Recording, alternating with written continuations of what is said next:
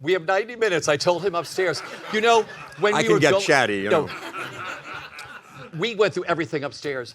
When you look at this man's body of work on film, television, and stage, we would be here for the next year. So we're going to do some highlights. Okay. But I you will want to be go. my shaman guide. I'm going to You're be. my So we're Sacagawea to my Lewis and Clark. fabulous. We're going on the road together, just so you all know. We're going He's on the road. fantastic. How many of these have you done? I've done a lot of these, but this is really special. Well, I'm very honored to be here. Thank you very much. So we're going to go back to the beginning. Growing up, where did your love for the theater and music start, and what impact did the Chatham Music Day Camp have on you? I'll do this quickly. Let me see. I grew up in Pittsburgh, and there were 4 of us kids. My dad was a doctor. My mom was a mom. But you know, both of them, I'll do this quickly, had a kind of a flirtation with the arts and acting particularly. My dad said, long before I knew him, of course, that when he was a teenager, they wanted to work he wanted to work himself out of poverty, and his dad had come over and they had a luggage store and a candy store.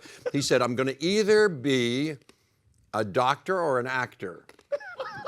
And he said he stuck his head in the back of a classroom at Carnegie Tech, as it was then called, and saw an acting class and said to us that he thought to himself at that point, this is out of my league, whatever that meant. But he and my mom had something similar. So they carried a kind of latent and frustrated, maybe, love of the arts. They would go all the time to New York and bring back playbills, as I told you, and cast albums of musicals and plays. And he had a story once. He ran into Lee J. Cobb, and they'd just seen him in King Lear. And he had told the story of how he said, oh, Mr. Cobb, you know, I saw you and you were just wonderful. And he said, and Lee J. Cobb beamed. He seemed to like that, you know, he liked that. And so Chatham... Yeah. Around 10, between 5th and 6th grades, I went to this camp's Music Day Camp, it was called. And, they'd drive me and pick me up every day. And it was a beautiful campus. And they had things that I felt I excelled at. I really felt myself for the first time. I was a fish out of water before that in the, in the school, at a little school that I was going to. But this group, who were more sophisticated and a little, more, something, I connected with them. There was, badminton, and I was kind of sportif. I did well at softball and different things, and arts and crafts I did well. I already had a kind of flair for painting, and I took special art classes and music appreciation because I was already taking piano lessons.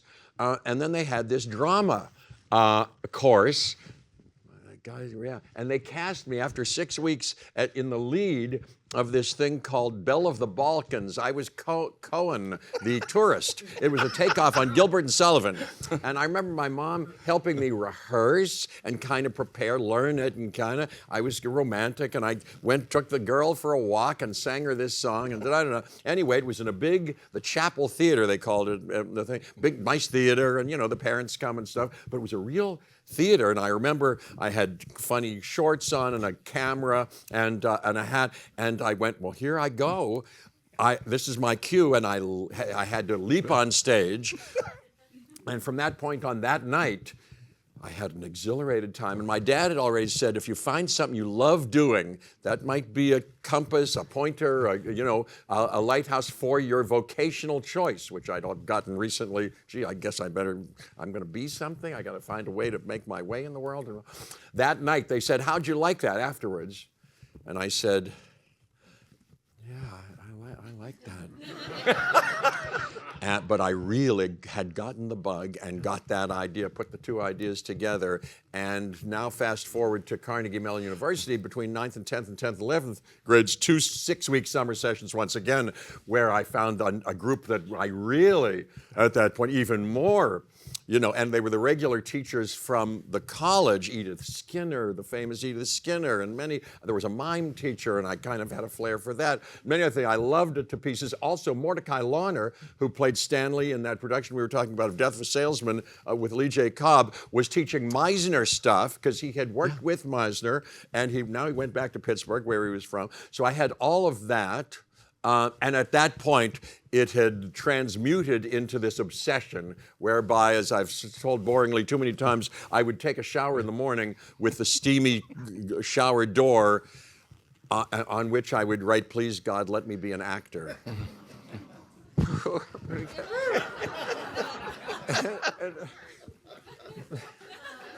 And before I left, I'd wipe it off because it was still a secret. I didn't even tell my parents that's kind of what I want to do. And that was it. And then I wound up at the neighborhood playhouse, and That's where we're going next. Yeah. You studied at the neighborhood playhouse with the great Sandy Meisner. How did he and his training change everything for you? Well, he was great, of course. If you know anything about him, ever read The Fervent Years or know anything about that, he was the horse's mouth from which Mordecai Lawner had taken his stuff that I had some exposure to. So at the beginning, I lied about my age. I was, in fact, just turning 18. They require you to be 18 already, and they tried to throw me out after they found out. But I followed him around and begged him to let me stay, and said, I don't know, which I did. Well, his technique, if you know anything about it, now I'll talk about a little bit, we can touch on, I won't bore you, but on things that I know you're maybe interested in and familiar with, his craft, I believe, because I exposed myself to Lee Strasberg. I went over and saw him teach, and Stella Adler. I took a 6-week course with her. Harold Klorman, I knew and saw several lectures, and Bobby Lewis I came to know. All those people from the that were the pioneers from the group theater. I believe that Meisner's technique, at least for me, was the foundational best way. This 2-year program that he has, and that improvisation that I'm sure you know about, which forms the cornerstone of the first year. We can talk about what the second year then does, which is more Stella Adler and how to make the material work. It made all the difference to me. I was just thrilled by it, and kind of had a flair for it early on, and didn't know yet about discipline and really how to work like I do now, but I was doing as well as I could, and was doing well, and it did everything, And I still think of everything that he taught, and then I taught for a couple of decades whenever I wasn't working. It's 10 or 15 years after. I'd studied with Bill Esper, some there, but then with Peggy Fury here. But then I taught at this place that we kind of began with kind of the idea that if you know how to teach something, you know it better. I wanted to really, I'm a craft geek. I wanted to know it inside and out as much as I could. So I taught it and became very full of conviction and passion about my own particular way and interpretation of what he was after and how to get it out of students. And I loved it. I love the classroom, and I loved doing that. It's a very healthy thing to do. It kind of goes along with the Meisner. You're better if you leave yourself alone and get interested in what you're actually doing with and to the other person. Well, teaching really does that kind of, as you open the box, that's kind of the first intention of it, that you have to do that. You can't be interested in putting on a show or how am I doing. You really have to go, who are you, and how can I help you specifically? And it's a delicious thing to do. Anyway, so he's changed my life. So that technique, use what exists and everything about it. It also intersects and overlaps with life aspiration. If you're spiritually so-called inclined, with an appetite for getting the most out of life and being, as they say now, present or mindful or available, or and then which allows you then to contribute as effectively as possible to. In theatrically, what the playwright is intended, and sending and delivering that message, or in life, however you want to put it, making life, doing the best with this gift, being worthy of this gift, as they say at the end of. Listen. Everybody I've spoken to, like Sandy Meisner and all these people, Elizabeth Wilson, all these great actresses and actors who study with him. Yeah. Oh, yeah, fantastic. But as I was going to say, at the end of Saving Private Ryan, as he says, before he dies, earn it. We saved you. You've got this one life. Make it worth, this gift. Be up to, and worthy of having gotten this gift. Beautiful. Okay. Well, you have one of the most glorious careers on film, TV, and stage. I'd like to mention some of the highlights. And just tell me what comes to mind. Totally. A fun story, a great memory. You're all in for the ride. Here we go. I apologize already. Oh, no. We need to start with what's happening right now. You are known to millions of fans for playing the Wizard of Oz in Wicked, and now in Wicked for Good. Wait till you see Wicked for Good. Wait till you see this man make magic in that too. There are so many Wicked fans in the house. These two films are taking the world by storm. What an incredible journey you have been on with these films, unlike anything else. I mean, who would have ever thought?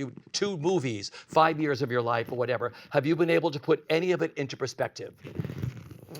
You know, probably not. You know, probably this whole life, like the play Our Town, until the whole thing is over. Yeah. And you come back and you go, why didn't I appreciate every moment and every person and look them in the eyes more, you know. It's like that. So probably not. Probably I'm wasting my way through life. I'm trying not to. Yeah. But you know, I'm not. And I try to be as grateful and appreciative and present and aware of what's going on. But probably not. Yeah. No. Probably it'll take some time before I go, wow. Well, part two is just happening now, so you're in the middle of it, right? Yes. You're in the middle of it. Like they tell George Bailey at the end of It's a Wonderful Life, you know, you didn't know what a wonderful life you had, you know.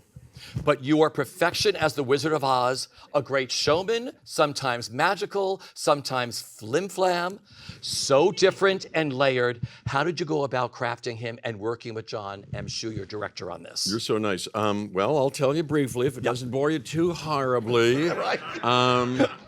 You know, I took it very seriously. You can see well, Sandy Meisner, by the way, that's the technology, and it works. It worked on me, or I was ready for it, or I'm suited for this in some ways. It's a technology for, you know, pretending under imaginary circumstances and telling a story, an imaginary story, but opening up. It's really, and that's where it intersects also. It's a matter of opening up. So so I was going to say, so yes, you can see I've devoted my life to being open, trying to, you know, aspire to, you know, the impossible optimum of openness and connection.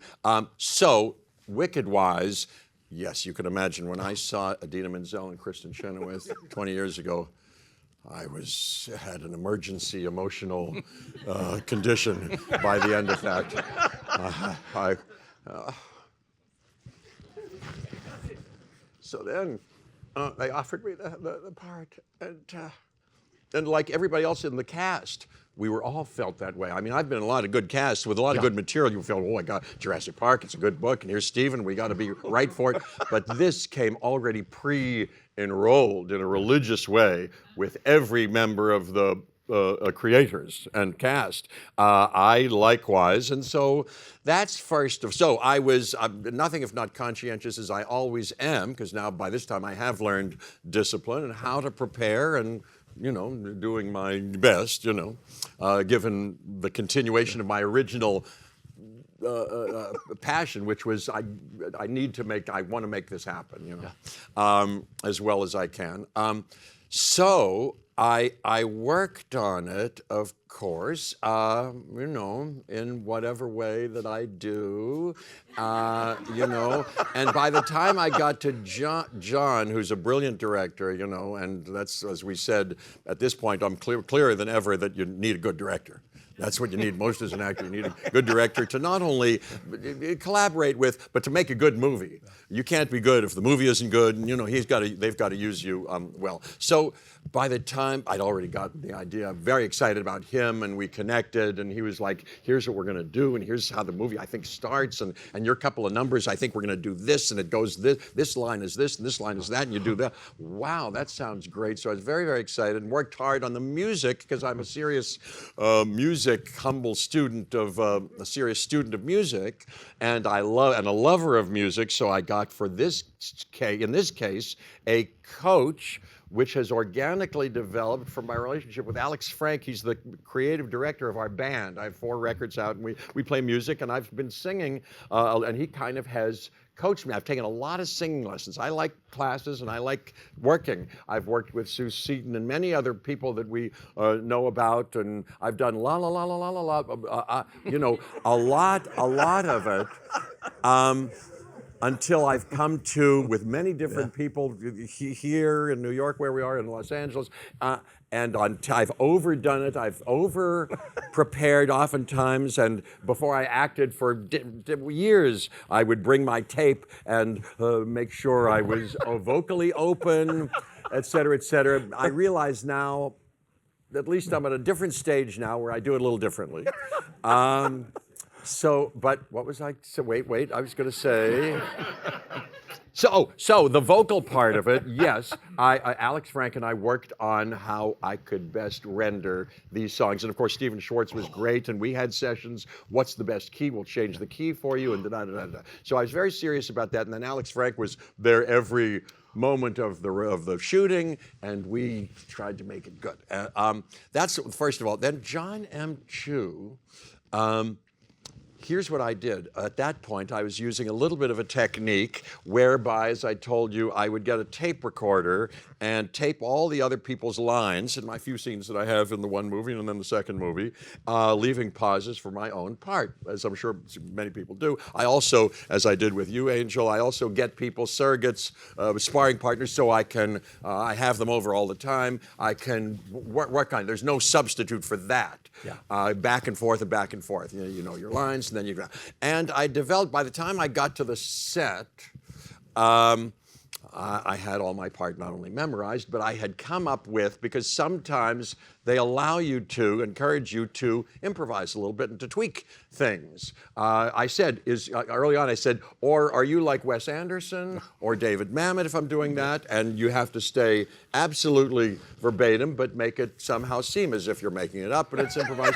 He said, no, and I love both those, challenges, as I told my students and how we worked on it, but I like it for myself. And he said, no. Make it your own. Make it your own. Winnie Holtzman, Dana Fox have done a beautiful screenplay, but make it your own. Figure it out. So I did. By the time I got with him, I said, okay, we're going to have a rehearsal. We didn't have any read-throughs. We didn't have, what's it called? They're read-throughs. Table reads, yeah. Where I've had some movies, as you know, they do that. Yeah. Some movies they don't.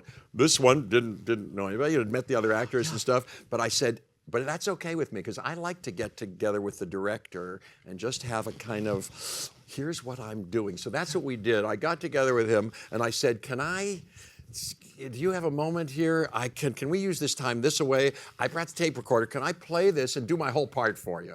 And you'll see all these scenes as we go through it without talking about it. Let me go through it and I'll show you the whole story as far as I'm thinking right now, and let's see how we go from there. Let's start there. He said, yeah, let me see that.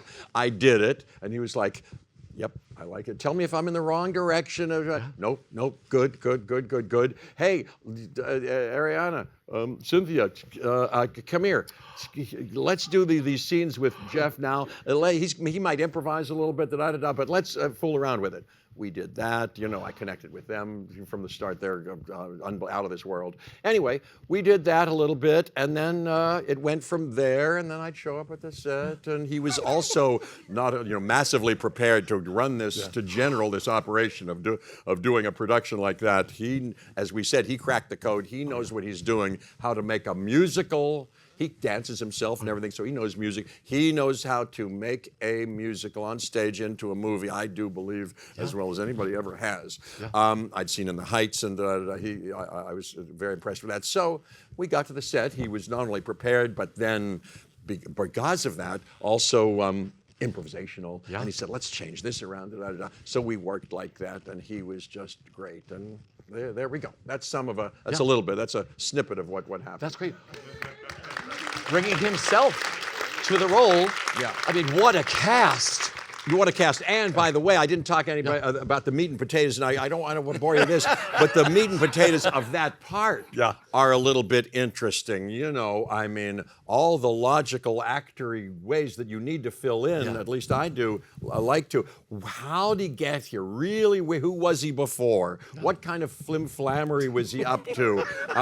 In this, it's different than the play, I think, or certainly the movie. He's, as you see behind the curtain, he's got a workshop that Nathan Crowley designed, and he's kind of the inventor of the 20th century. He's a little bit like Tesla or Edison or something, and a self-promoter, of course. And, so there's all that.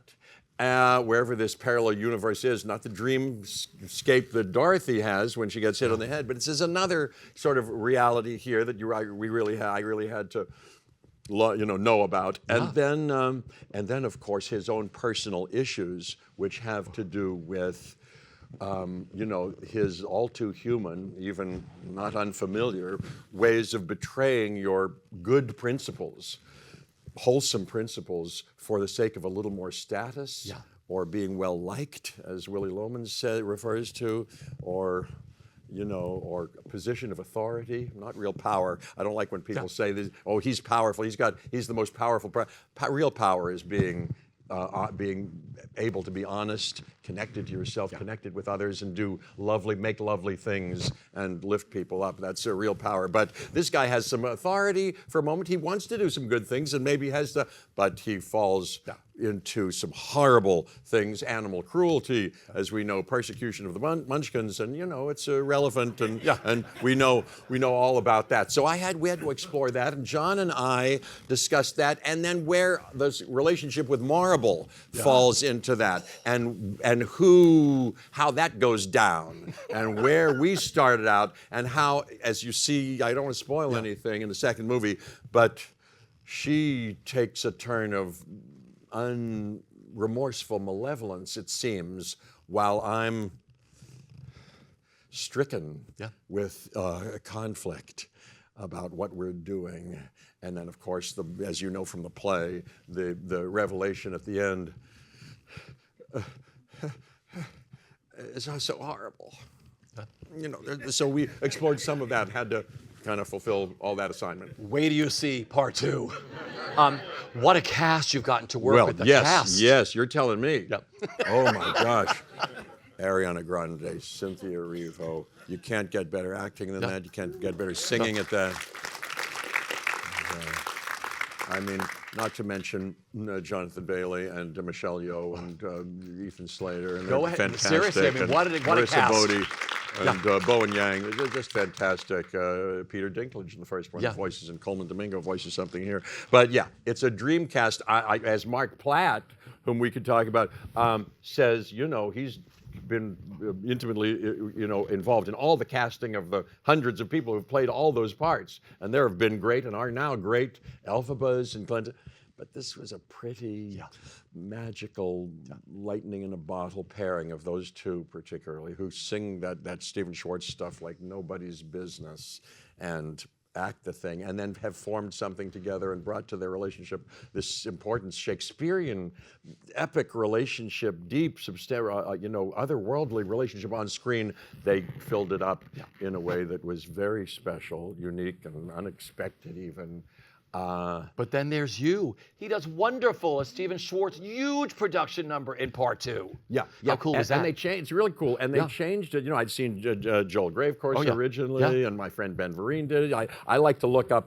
And anybody, my students sometimes would go, oh, I don't want to see the movie. I don't want to see them do this because it's going to, the cliche, it's going to undermine my way of doing it. And I said, okay, everybody to each his own. Let me see what you're doing.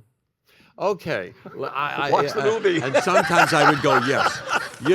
First of all, I think even Sandy Meisenberg said you have to be able to make it your own. You can take any idea and make it your own. That's what we're after. So take somebody's good ideas, bad ideas, watch the fucking thing, because professional actors, you may, students often are like, fall into too easily the arrogance of, oh, what we're doing here is better than so-and-so and so-and-so.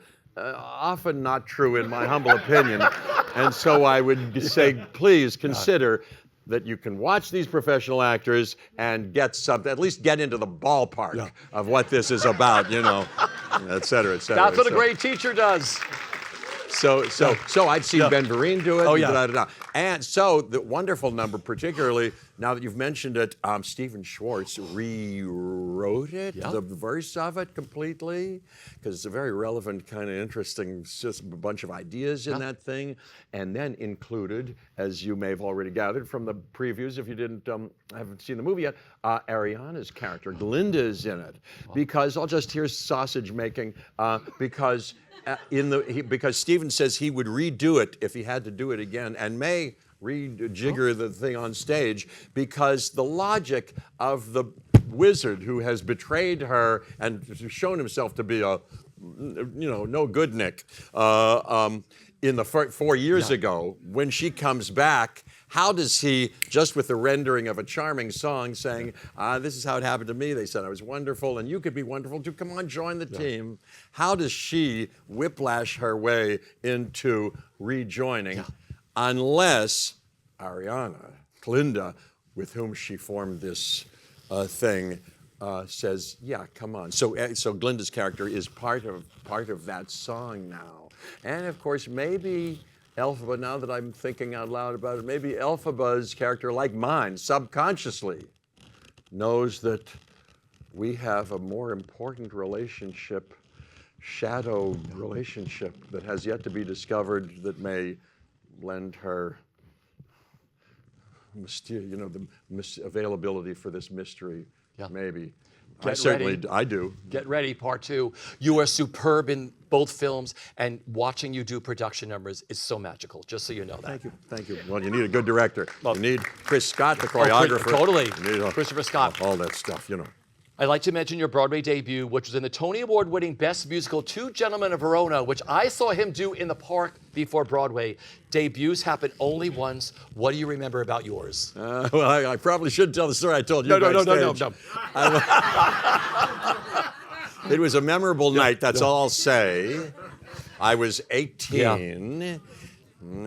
I was a tenderfoot. Joe Pat, I didn't know anything about anything. I'm a late bloomer, and I still am stupid about a lot of things, but I didn't know Shakespeare. I didn't know about the public theater. Joe Papp, but Raoul Julia and Galt McDermott, who had done Hair, and John Guare, who, he wrote the book, adapted the book. We're putting it together. As we were rehearsing it, I came in late to the rehearsals, didn't even audition. They just wanted somebody tall, and I wound up being part of the songs and the numbers and stuff like that. Because they called the neighborhood playhouse looking for someone tall. They called the neighborhood playhouse, said, do you have somebody tall? I think we need a guard for these couple of scenes to dress up and kind of carry Janelle Allen off and stuff, which I wound up doing on the Dick Cavett show. There was a mistake, but I went on doing that. And so I got in, and I said, hey, everybody who was in that hit show from then on auditioned like crazy. I was the only one who never auditioned, and I somehow got in, and and then understudied Ed Gilmore on Broadway. But I was going to say, what was I saying about? How magical was your debut? Oh, the debut. So here's what I have to tell you. So. That show, we were doing it we previewed it, I guess. They do it at the park, right, for a little bit. And it was kind of that, and working, not working, Raoul and Clifton Davis, they were kind of learning their lines in rehearsal. And then Joe Papp said, okay, here's what we're going to do. I know what we're going to do. Tomorrow night, we're opening tomorrow night. The opening song, that's the end song. The end song, that's the thing. Let's do this. Cut that. So he kind of did one of those. And I'll be darned if opening night, and not until then, we did it. We did our stuff, and the audience cheered like it was the Super Bowl. They went wild. It was somehow caught. It somehow did it. It rang the bell, and that was it. And the brilliance of Joseph Papp. Yeah. He, many people, but Joseph Papp, yes, he was something. Stockard Channing also made her debut with you, right? Stockard Channing. Yeah, she she on Broadway. Once we went to the St. James, she replaced that part. Yeah. And she and I hit it off. Gee, she was great.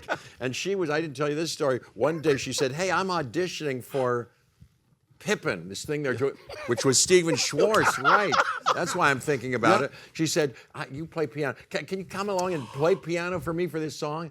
I went, and we went on the Godspell, set. Yeah. And for a couple of people out in the dark, and I played, and she did her stuff, and the way she tells the story, I don't know if I remember it. They said, "Good, Stockard. Who's that piano player? Who's that?" Something like that, What a full circle moment for you. Now doing Wicked. Years later. Unbelievable. Well, he's Pittsburgh. He was involved in Carnegie Mellon. He did Godspell. He came up with Godspell there, Stephen Schwartz, and then we intersected with Prince of Egypt. Yeah. Oh yeah. I had played Moses' brother, Aaron. Did the voice. Michelle Pfeiffer was in it, and Sandra Bullock was my sister. Wow. I said to Sandra Bullock, "Hey, we should. They usually get you in a booth and you do it by yourself. Let's do it together. Let's do our scenes together so we have some, which we did." And connection like Sandy Meisner learning. That's right. Doing it together. Well, I want to get into some of your films. Many of us took notice of you in the very first few films you made in the mid-'70s. Some of you may be as old as I. I remember going to see these movies saying, "Who's that guy? Who's that guy?" Which is like a few lines. "Oh, there's that guy again that I saw in a movie."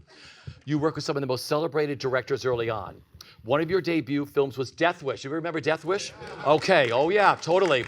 So Michael Winner directed that. No. Charles Bronson, of course, Hope Lang. So your scene with the other thugs and what you did to Hope Lang's character freaked me out, and it does to this day.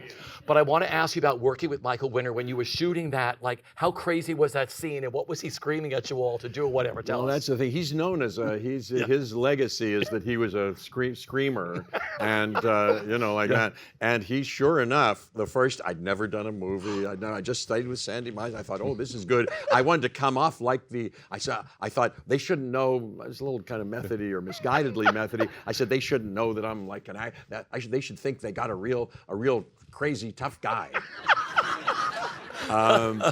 So after several days, I did one thing or another. I didn't shower and stuff like that. After we were in a tight apartment where all that goes on, the AD said, "Jeff, can I talk to you for a second?" He said, "You stink. You smell. You gotta shower." Something like that. "Oh, I'm so sorry. I'm so sorry." So.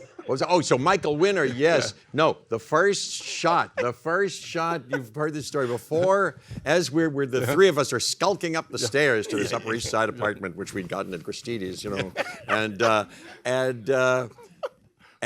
we're skulking up, and we're doing a camera rehearsal. I didn't know how this thing works. He goes, "Okay, come on, do it, guys. Let me see what you're gonna do." Okay, but and he yells at the top of his voice, "Goldblum, start acting now."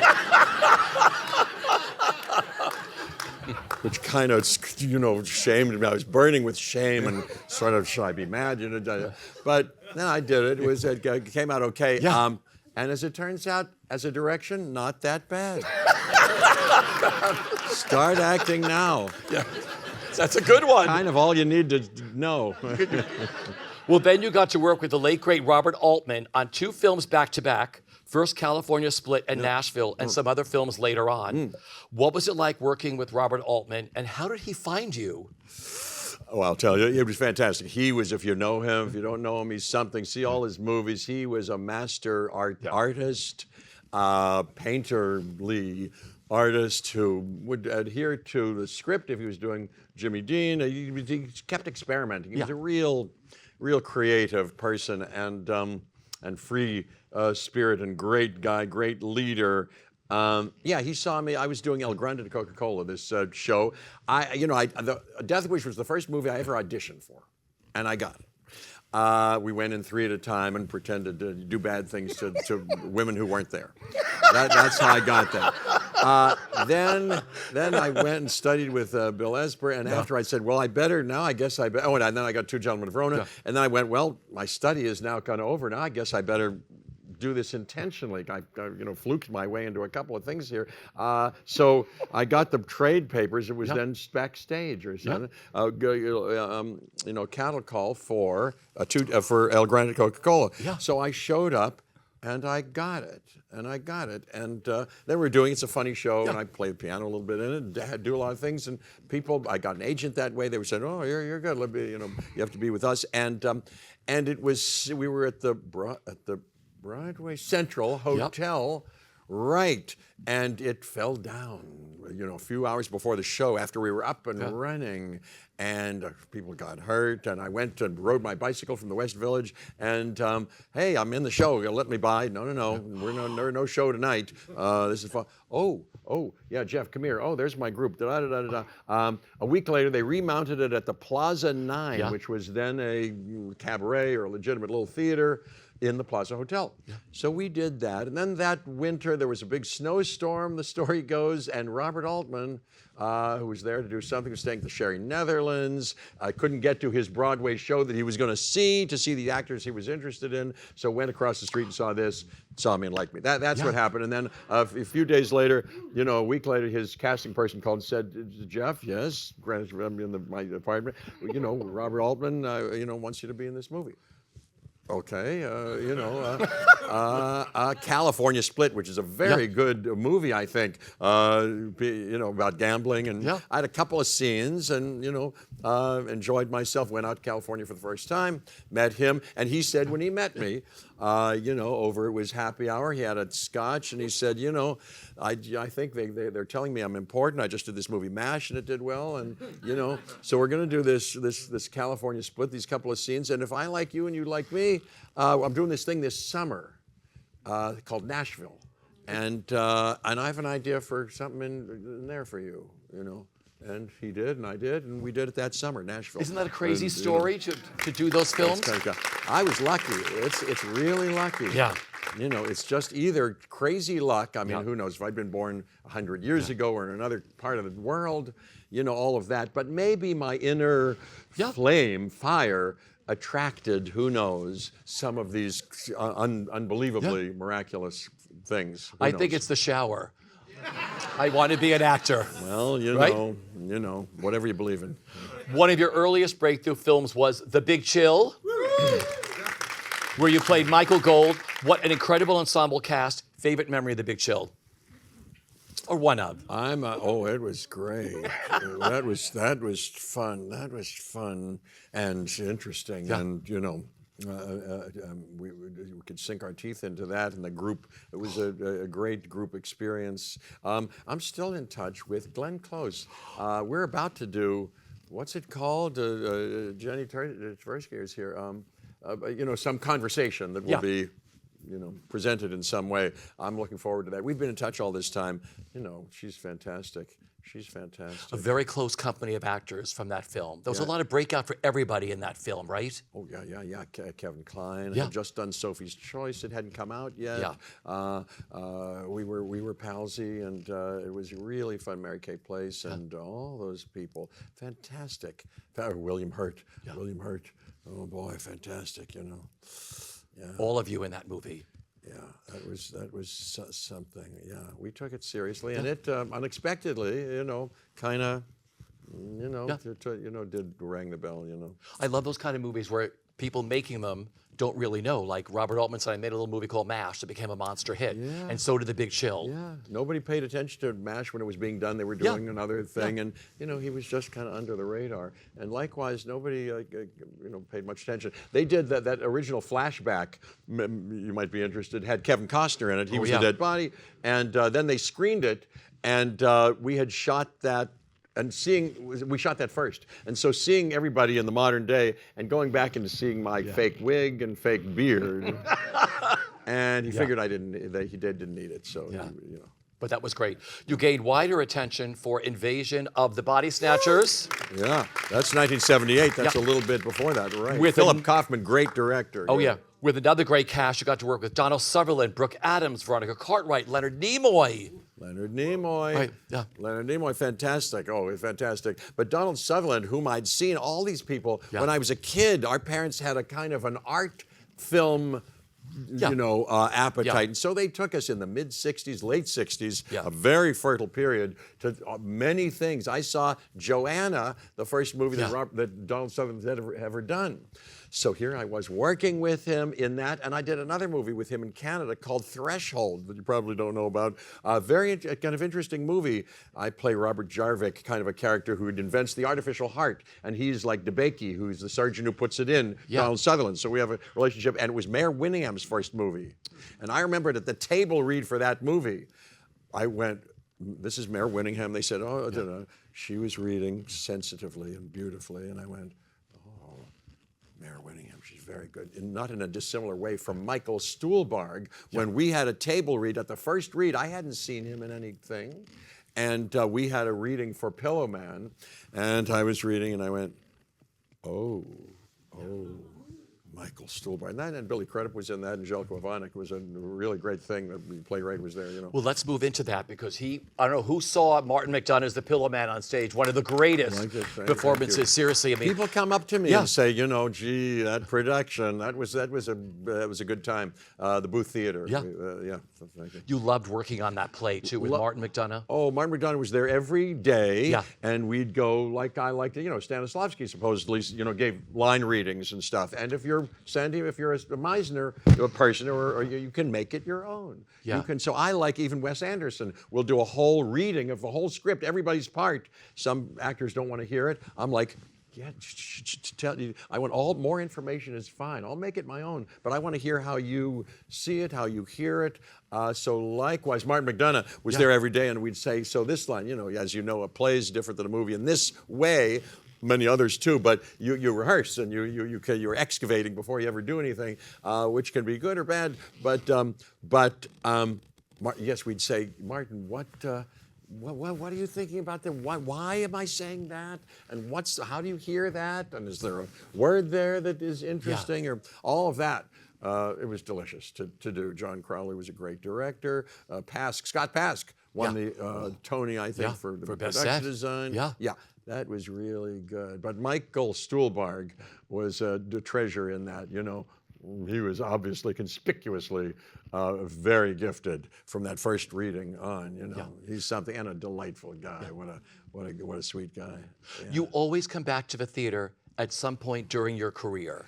You came back to do Seminar on Broadway and a few other things. Why do you come home to the theater? I have been, well, you know, domesticated. I did, as I said, at the Mitzi Newhouse with Century, Laurie Metcalf, whose play I'm sure you've seen. I haven't seen it. I got to see that. She's a theater animal. You know, if you see these people, you know, Mark Rylance, you've seen him on stage. Oh, yeah. You know, I saw him do Labette. Yeah. I saw him in Boeing, but and you've probably seen Jerusalem and things. I missed a couple of things, but I saw him in Labette. Have you ever seen that? Oh my gosh, he had like a 45-minute monologue in that, and he was like, oh, he's doing something. Yeah. Oh, he's so at home on stage. He's a stage animal, you know.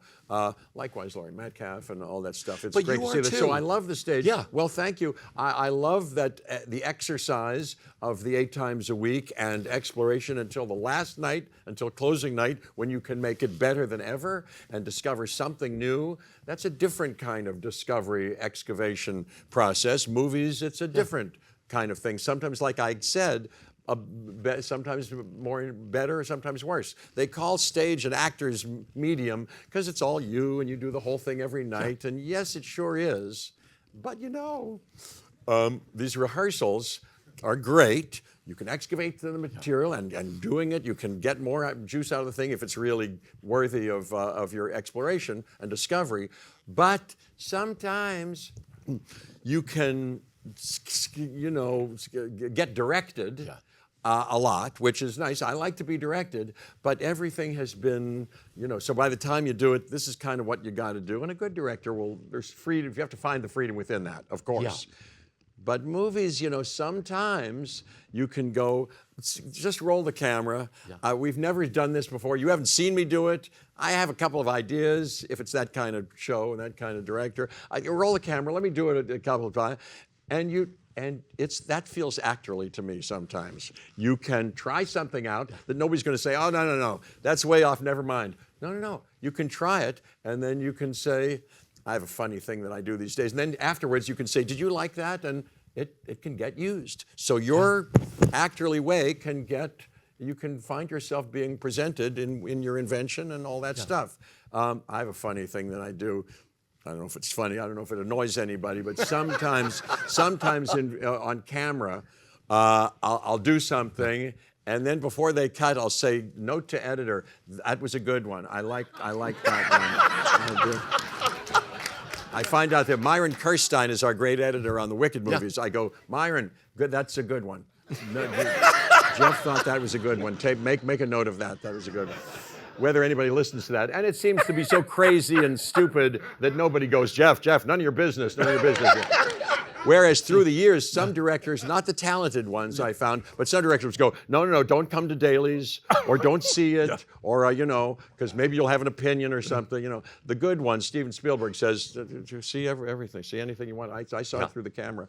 Do anything you want, Well, that's what I want to get. Let's get into him next. You have a worldwide fan base of moviegoers from your roles of mathematician Ian Malcolm in 4 Jurassic Park films. Steven Spielberg, I mean, that's got to be 3 of the 4 he did, right, that you did? 2. Okay, yeah. 2, yeah. You got to work with good directors. What's he like?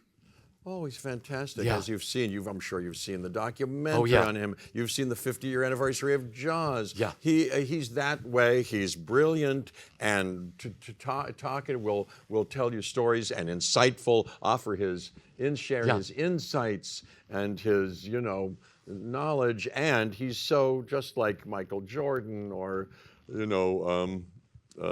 people who have had that, their mom has to say, put the camera down, come in from the basketball court, Of course, he was doing that from the start, as Jon M was doing storyboards from the start. And so it's in his blood, it's in him, he's more than prepared, he's envisioned the thing in such a way. And then on the set, giving, generous, inventive, joyful, playful, childlike, in an infectious way, and it's just great. But he's also producerial, and so I think the first Jurassic Park was, he'd go, let's go, would come in under budget. He's also a kind of driver of the whole thing. Well, you have to be, especially something that big. A film like that. What was it like living on that set with all the dinosaurs and just the massiveness of it? Well, it was great. The first 2 weeks we were in Kauai, Hawaii, until there was the hurricane Iniki, and the island was devastated, and we took off from there. He was great. The night he said to Laura Dern and I, he said, here, watch this, because all the lights were out and everything was out. But he said, he took a flashlight. He said, look, I'll show you something about lighting. He said, horror story, love story. Horror story, love story. Steven Spielberg, it's unforgettable. What was I saying? He's great. What were we saying? Oh, just big. The dinosaurs. Well, Stan Winston, had made those things, won the Oscar for that. Dennis Muren, had intersected. Steven, orchestrated it so that he intersected with that movie at the moment that the technology was providing dinosaurs being able to be seen like that and depicted like that. And so, part of it was Dennis Muir, and I wish I'd been more present for that. And so, what's he doing with those tennis balls? And he's a genius, and I would have been, a little more Jerry Lewis, the complete filmmaker, interested in everybody's job. But I'm kind of a little bit like that.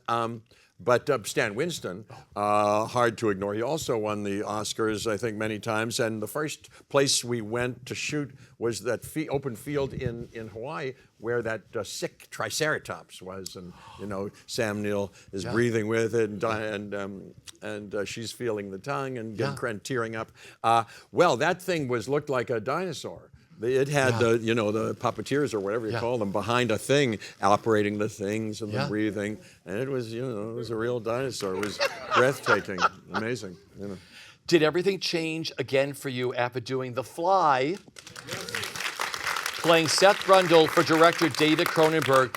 Talk about working with David and living in the Cronenberg world. What is that like in that role? What you go through in that movie? This is great, like a lazy Susan. I know, totally. Here, we'll pass it around. Questions? Fabulous. Dim sum? I like that episode of Curb Your Enthusiasm where they go, please, Larry, don't call it a lazy Susan. It's really? Yes, that's sexist. No, okay, an industrious Susan, a indefatigable Susan, et cetera, et cetera. Cronenberg. Cronenberg. 1986. Yeah. He's fantastic. You know, I got that script. I thought, oh, you know, I'd seen a lot of Vincent Price movies, probably including that. Yeah. You know, all those William Castle things and those Roger Corman things when I was seeing first run in the mid '60s and early '60s. So I had a taste for that kind of thing. I like monster movies and stuff like that. And so I read the script, and it was a very intelligent, a brilliant Cronenberg-esque version of that. And I was, I like that. And however I got the part, we talked, and I said, you know, I want to do this. And then he's fantastic. He's the favorite son of Toronto, of course. He's an international treasure, but he works out of Toronto, and he's Canadian in that he's quite, even though full of shadow pioneering bravery and brilliance. He's to the naked eye seems like a nice person like that. He's no crazy artist, you know. So he's fantastic, and I think that was a landmark and breakthrough for me creatively. I think I felt as never before so passionate and invested in the thing that I had some ideas, you know, and he was very collaborative too, and so we worked. I felt like I could work together with him on it, and you know, and the bad ideas he threw away, but he included some of the good ones, and it was great to work on that. Gina Davis was in it, you know, and we rehearsed a lot, you know, ourselves. That was good. But it was in Toronto in the middle of the winter, and they won the Stéphane Dupuis, and Chris Walas won the Oscar for the special effects, and they mapped all those out very meticulously. Finally, it was 5 hours in the chair in the middle. 2:30 in the morning, you'd go to the set, to the stage, and it was freezing cold in Canada, and you know, I did my stuff. Yeah. One of the most challenging roles for you, would you say? It was meaty. It was meaty and challenging. Oh, I knew that it potentially had a lot. So challenging in the sense that, hey, I could fall short of what I know this is potentially could be. So yes, challenging, and you know, all the things that you know, all the challenges, the physical challenges and things like that. And I worked out. I had to be. I have that start to have that fly, which is in his interpretation a stronger human. Superhuman kind of resource. So I was doing a lot of lifting weights just before we shot things. So I'd pump myself up for a couple of those scenes. So there was that. I did that, and then emotionally it was demanding, and I had to be tough. I had to be a tower and a fury. You know, for some things, and sexuality, and heartbreak, and finally romance, tragic romance. You know, going out of my mind in order to be with my love that had finally come my way at this point in my life, and you know, even though I was now getting sick at the same time. You know, came up with the wacky idea and monstrous idea of blending ourselves together if we couldn't be, you know, in the conventional way, you know, bonded, you know, which finally led to us, you know, me getting in that machine and becoming half machine and half person, which she finally had to put out of its misery. Terrible, terrible. I see it. I break up. It's a brilliant performance, and it's a great film, right? Thank you. Totally. Thank you. I said, hey, can I play piano? Can Seth Brundle have a piano in this crazy loft? Yes, and I play a little bit for a second. Well, I want to go back to when you were 15 years old. Yes. Did you call jazz clubs in Pittsburgh? Listen, I had a lot of moxie. I don't know why. Okay. I've always had. Well, go back to 15. That sort of has driven it. I guess I have. Yeah. Maybe the combination, like we were trying to guess at, you know, universal, you know, how the universe goes. Maybe it's all pre-planned, but maybe my belly full of need for this thing, plus, wait, what was I just going to say? Plus my, yes, please God, let me be an actor. Plus my, I don't know where it comes from, my ability to kind of. You know, I shouldn't have confidence doing this, but I'm going to do it. Kind of a adventuresome spirit, you know. And so I'd already set my sights on acting as a career, but piano, in a parallel way, was a love of mine, and I learned jazz, and I wanted to play jazz, and And so just as a kind of a side, like it kind of became and now has developed, a side passion, I thought it was secret or another secret of mine, and I locked myself in a room in the house and got the yellow pages and looked up cocktail lounges and started at the A's, and I said, hello, hi, I understand that you're looking for a pianist there. And nobody told me. I got this idea myself. And most of them said, I don't know. No, we don't have a piano here. Never. Okay, next one thing. And someone said, well, we have no, I'm not looking for any, but we have a piano here. How old are you? I'm, okay, well, come down and show me what you can do. Maybe we'll give you an idea. I got a couple of gigs that way. And my parents would. See? Cocktail lounge, jazz pianist at 15.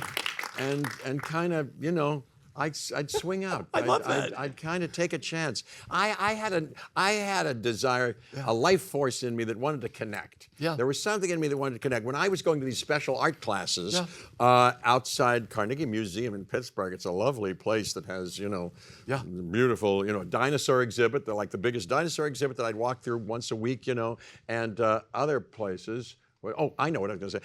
My dad would pick me up afterwards. Would say, I'll pick you up after. So I have to wait outside this beautiful museum. And I was full of, because of this creative thing that had sort of been triggered in the art class. I was feeling my oats or something. And several times I would go, I'm waiting for my dad. I'm going to do this thing. And I would see people come down the street, and I would pretend that I knew them. And I'd go, oh my golly, hi, how are you? They'd go, do I know you? Yeah, don't I? Wait a minute, where do I know you? Yes, of course I do. They'd go, I don't know. What's your name? And I'd kind of make a connection. Oh, that's something unusual, isn't it? I don't think everybody does that, but there's some seed of that is still kind of operating in me, for good or ill. That's hilarious. Yeah. It's an acting challenge. There was something like that. Yeah. While you're waiting for your dad, you might as well talk to somebody and pretend you know them. Yes, and like pretend something and see if a regular person can buy it, and then people do that. You've heard stories about, if I dress like a lady and see if they'll buy it, or see if this story, if I'll tell them this fake story, see if they buy it. Geez, I'm just coming from my gig. You tell the cab driver, I've done that too,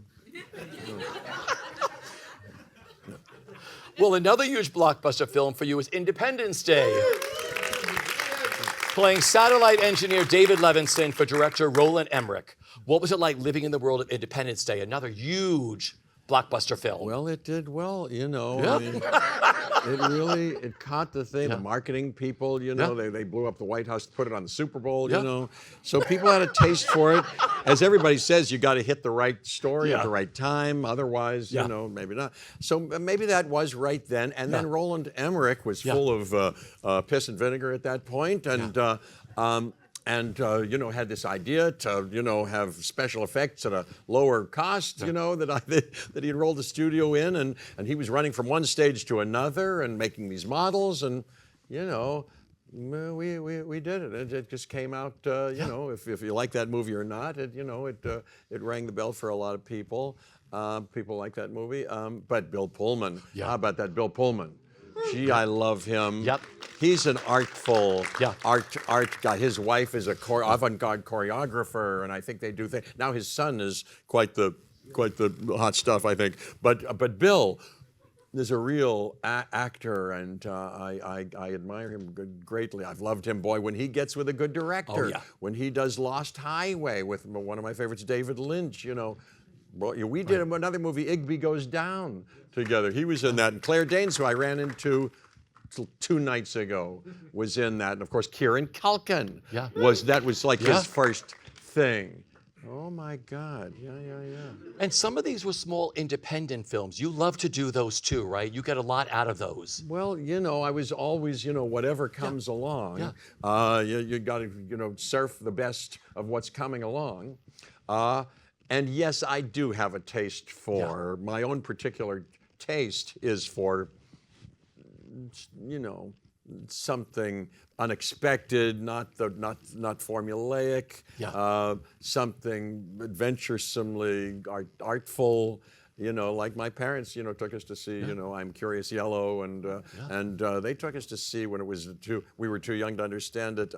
Who's Afraid of Virginia Woolf? You know, Mike Nichols is first, and now I've read all about him in his latest biography. You know, that's a serious effort, and those people, what they're doing there is a serious, adventurous effort. No, that's my taste. I like a big movie, and Wicked, I think, has sort of the highest quality, but also crowd-pleasing, rollicking entertainment in it, and you can get that. I've kind of hit that bell a couple of times with a couple of movies. So, but yes, I like interesting movies. You know, we can talk about the current cinema, you and I, later, and you know, some of the things that I'm drawn to at this moment. Ari Aster, I like him. I liked Eddington. It came out. You know, he's interesting. And Beau is Afraid was the last one. He started with Hereditary, and then he did Midsommar. You know, some scary movies. But he's an interesting guy and very knowledgeable about all films, and a very interesting storyteller. And you know, a lot of people I'd still like to work with. Yeah. You entered the Marvel Cinematic Universe as the Grand Master in Thor Ragnarok. Yes, sir. So I kicked this series off with Ian McKellen and Patrick Stewart. They've all done these kind of movies. They said there's nothing like entering that world, because but Wicked's the same way. I mean, these huge movies on these gigantic sets and sci-fi and everything. What was it like entering the world of Marvel? Well, I tell you, now that you've mentioned it, yes, I have done these big you know, productions, but the particular variations that I've lucked into with Steven Spielberg and with, who else did you say? With, of course, with Taika Waititi, who did Thor Ragnarok. It feels like, and I was going to say, what other big movie did you say? Because it was the same thing. We had a lot of Independence Day. Yes. It feels like an independent classroom workshop movie, because Steven Spielberg is, as you know, interested in character, and he'd made, you know, Jaws. What makes Jaws so good is not only his master storytelling, but his character. He's like directors, you know, the actors are so great in it, and even Close Encounters of the Third Kind, and many of those movies. Likewise, Taika Waititi you know, we first met, and I go, why are we doing this? You know, and not that there's anything wrong with this movie. And I came to love Kevin Feige and all those people, what they're doing. They do creative things. But he said, He said, I don't think you should be theatrical in this, or cartoony in any way, or comic booky in any way.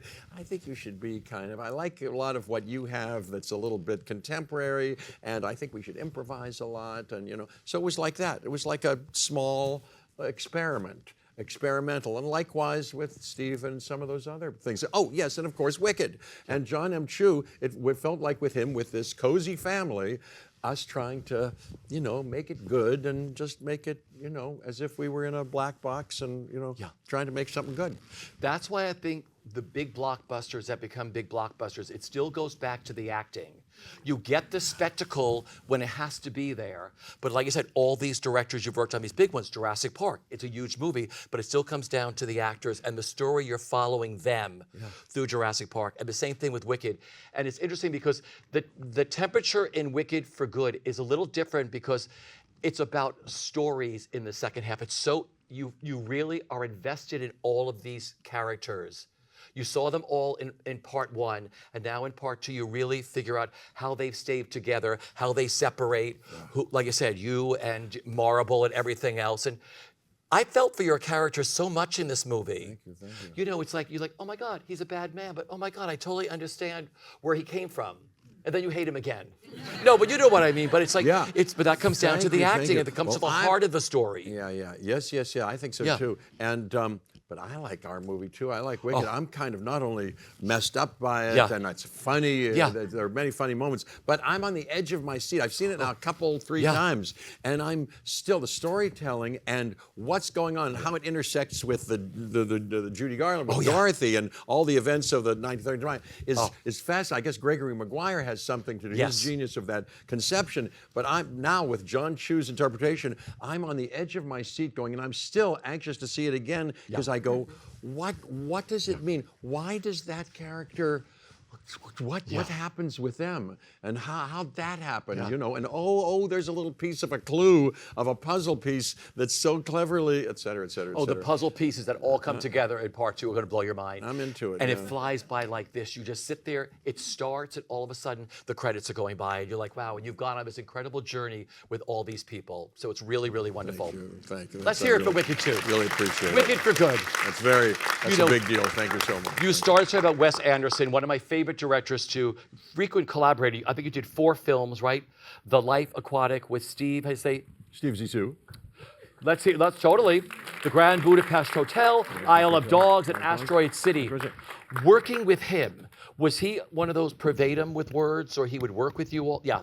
Yeah, first of all, you know, having mentioned Robert Altman, he was a kind of fan of Robert Altman's, Yeah. and not that he's copying anybody, Yeah. but he liked that credo, that Yeah. approach of let's have a communal great time of it. Yeah. So he takes you to exotic places and has great meals, Yeah. you know, and that you all share.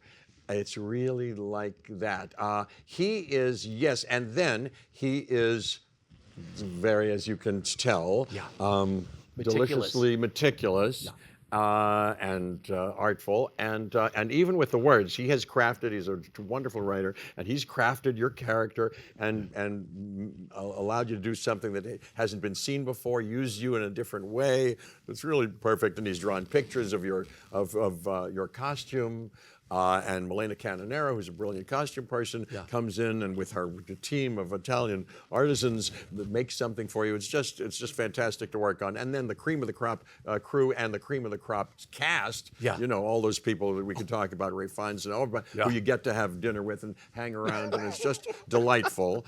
But he's meticulous. I remember in the Grand Budapest Hotel, I have a monologue where I'm reading the will, and I'd practiced it, and I'd suggested to him, I was going to pass by his territory. I said, can I come over? Can we go through the material now? Because he doesn't rehearse either. He doesn't have table reads.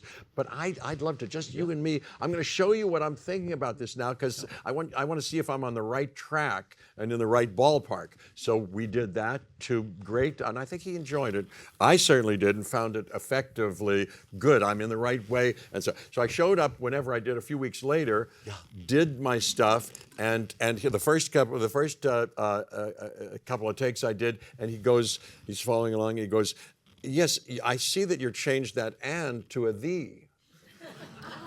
I said, I know I did, and we haven't talked about it, but here's why.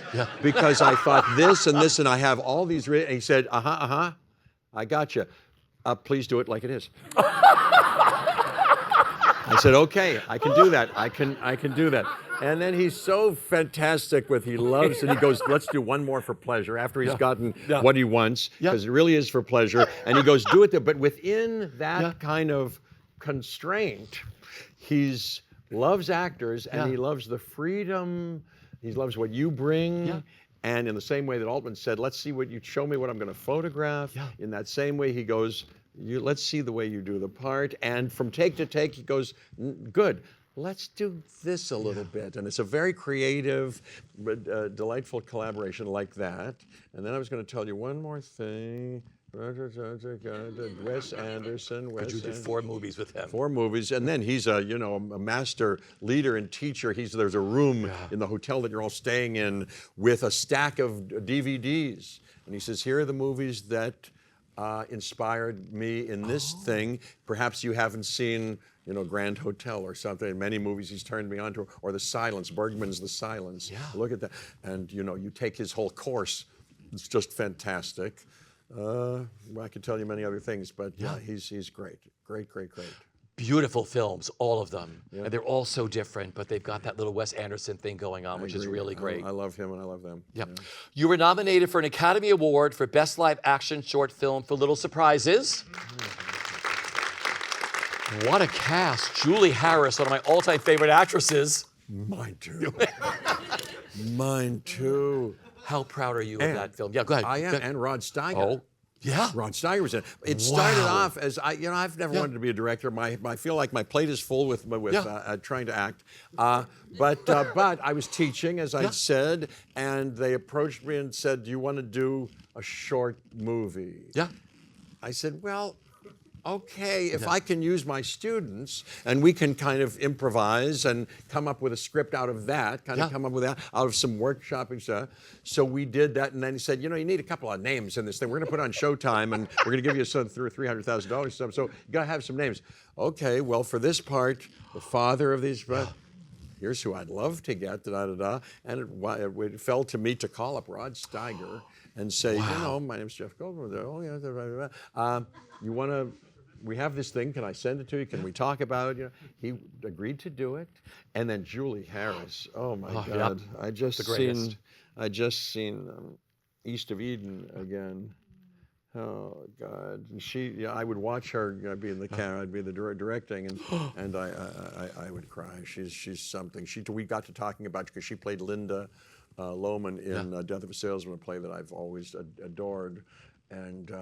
I said at the end of the first act, it says you sing him a song. He says, he goes, look,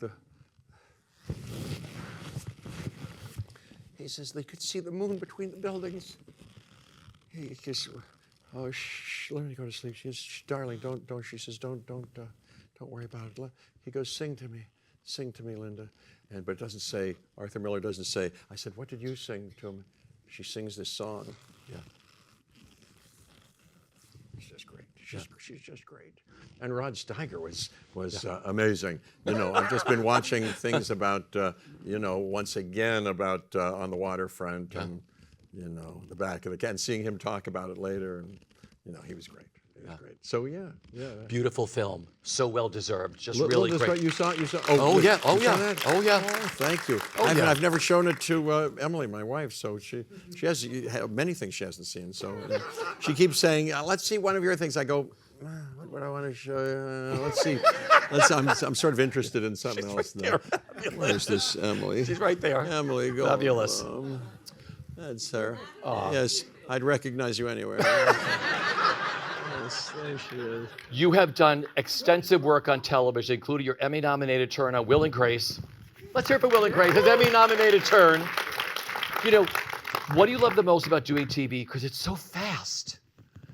Yes, right? Sometimes, yes, but some of these movies that I've done, it's also an emergency deep cover I did, and Bill Duke was, I think we were under a constraint, I love Bill Duke and Lawrence Fishburne in that. I like that.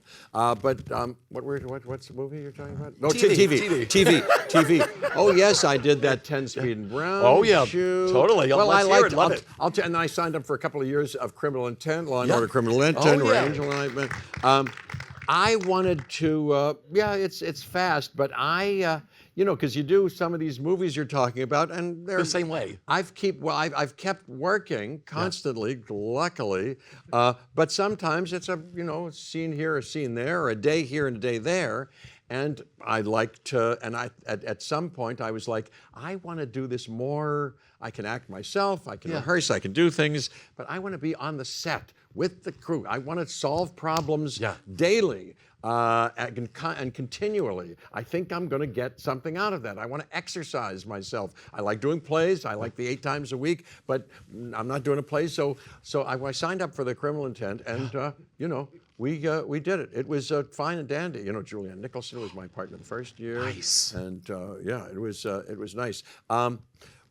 But I must say, I had I don't want to say anything pejorative at all, but here's what. I'll just tell you this, nothing against anything, but it's a little bit of a, they put them out there. They're not trying to, doesn't aspire. Yeah. It's fantastic. Yeah. And Patti Smith, not to drop names, said, it's my favorite thing. I check into a hotel room and just watch episodes of that. So it's fine and dandy. But as you know, sometimes I have snobby tastes, and I'm a little highfalutin, and and aspirational. So on the first couple of days of my first thing, I'm like, oh, this is like, I said, yes. let's talk to the writers. I said, this episode, this is like on the waterfront. This is like on the water. I was overheard by one of the crew members who'd been there 20 years already. And he said, Jeff, it's not on the waterfront. I was a little sunken, but I was sobered up. I knew it. But anyway, I got out of it what I wanted. Yeah. I did exercise, and that was enough for me. But and now at this point, where I've got a couple of kids, and I'm getting more opportunities than ever. I feel my work is better than ever, and the best is yet to come. But I'm not in the same place. I'm still a humble student, but I feel like if I'm going to spend 16 hours on a set, it has to be really worth it. Really worth it. So I have a little different criteria right now. Okay, so my next question is, how has being a dad changed the way you look at your life and career? Well, don't get me started, but you have a whole different agenda, and your whole story you can see in a different way. And then these kids are just, they open you up. If you're after opening up, having these Emily and these kids, it does it. It does it, and in every way, it gets your heart on your sleeve in every single way, every color of the rainbow, because they are feral, as you know, and mysterious and amazing, and go through, from 1 to 0 to 100, 20 times a day, and so you're going through it's a very good ride, It's a very good ride, but some of it, a lot of it, is just absolutely amazing and wonderful, so it's a little bit what I just said, that you want to spend time with them and figure out how to juggle your things. So your work takes a little different perspective, a little different place in your calendar, And then I was going to say about the kids, they're not only amazing, but the youngest one, River, it's Charlie and River. Yeah. River says he wants to be an actor. Oh, good. I don't know what that means. I certainly wouldn't push him into it. I don't know if he knows what it means. He kind of is getting the idea, but I tell you, he is naturally more than I believe I am or was. An actor like Sandy Meisner is talking about. He lives the life of an actor and the imagination in a fuller, more continual way than I think I ever did. Maybe I'm not a natural actor in some ways. Whether he can find something else besides, trying to make your way this way, if it's still a job, in the next 2 years or 20 years, is a delightfully amazing actor. And talk about vocally. They're piano players, and I help them with their lessons. And Emily does every day, and then they have a great teacher a couple times a week. But we facilitate their practice, which they're getting more disciplined idea than I did at that age. Charlie, they both will go, okay. It was a lot of wrestling, and should I wrestle? Maybe I shouldn't wrestle. But now they're kind of, it's an hour before school. Here I go, and here I go. And Charlie, for instance, vocally what they do, and imaginatively, and is amazing. But just vocally, he sings along, like George Benson with his guitar. He sings along with his things and has a vocal range like I have never had, could only wish for. Anyway, there's something like that. So it changes your life because it a paradigm shifts your view about your craft, about what's possible. And then opens you up in a million ways to, You must be more open. Yeah. You've always been an open person, but I'm saying you must be more open, like watching your kids do it, like, I'm going to go into this film role, I'm going to go into this play, and I'm going to do it this way. Or I'm going to play the wizard a little more open. Yeah, exactly. Or sometimes, I think, how would River do it? How would River do it? Okay, you're all clap. That's the best. I just think I think that they're so young and getting involved in this. Wait till you see. I don't want to spoil anything, but I probably shouldn't. We filmed it. We were asked to. Yeah. Well, they've performed on stage. I was at the London Palladium with our band, and they both got up and did a song. Oh, well. Charlie did "Flight of the Bumblebee" very well. The audience went crazy, stole the show. River did the James Bond theme song. also crazy went the audience. We have upcoming. I don't think I should. It stays here. I'm allowed to tell you, yeah. But there's a we did a commercial that Emily is in and Charlie and River are in with me. You don't have to tell us what it is, but look for a commercial coming up with the entire Goldblum family. Look for it. Yeah. And I think it's already played in movie theaters before you see Wicked. I heard somebody saw it. I didn't even know it was going to be in theaters. But and you know who directed it? Who's that? Alice Brooks, who was our cinematographer on Wicked. Who I met the other night. She's fantastic. Oh, she's fabulous. She's so great. In any case, that's all I'll say about that. Okay, so as you're talking about that, you're also a celebrated and accomplished jazz pianist. Having fronted your renowned band, the Mildred Snitzer Orchestra. I love it. A friend of your mom's, right? That's correct. For 3 solid decades and counting, with some glorious albums, including the latest one that's out called Still Blooming, released on Decca Records. And there are some incredible guest artists on this album. Who's on this album? Ariana Grande. Cynthia Erivo. Yeah. From my brush, well, I've known her since she was a kid, but Asteroid City, we brushed elbows, and also Isle of Dogs is Scarlett Johansson.